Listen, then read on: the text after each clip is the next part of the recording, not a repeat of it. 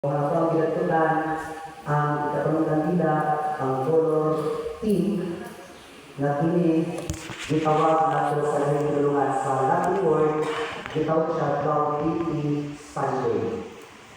Gaudete means joyful, happiness, kalipay.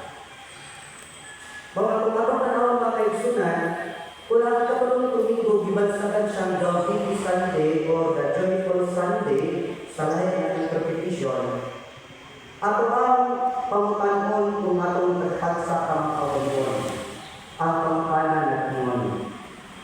Kung saan man nato pagkabot sa kalipay, samtang nagpaabot sa Pasko, kung puno man sa kasdanan, ang ato ang naagian. Kaya ito mga kanta, deserve ako, or do we really deserve to be happy when we are struggling with family problems, financial burdens, emotional pain, and unanswered prayers? Sometimes, mga kanta, Padre, pwede ba kung malipay na broken mundo?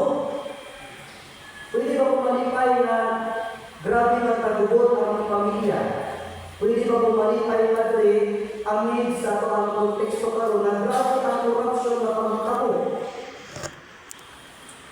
Mga kaigsunan, kung atong sabot karon, mao gyud ang mga realidad o tinubod ng mga pangutanan sa matag usa. Nagpakahirap naman ta, pero naagi tayo mga pangutanan anak sa matag usa.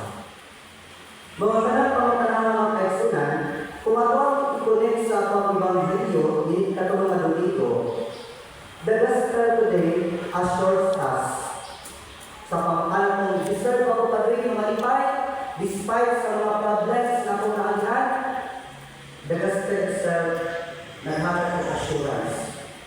Yes, joy is still possible even in waiting and suffering.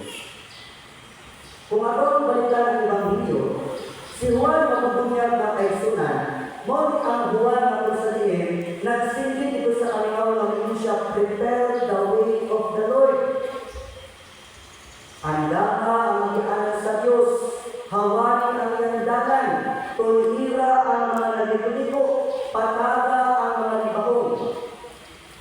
Remember, mo ang Juan na nawagan. But take note mga kaigsunan, bisan si Juan magibantugan na maayong magbawali o grabe kadako ang pagtuo sa Ginoo, wa makaikiyas sa gitawag nato o pagduha-duha. Ako karon, si Juan gibantugan according sa Ebanghelyo, si Juan mas labaw pa kaysa tanang mga propeta. Ingon ang Ebanghelyo. Grabe ka firm ang iyang pagtuo. Mabisan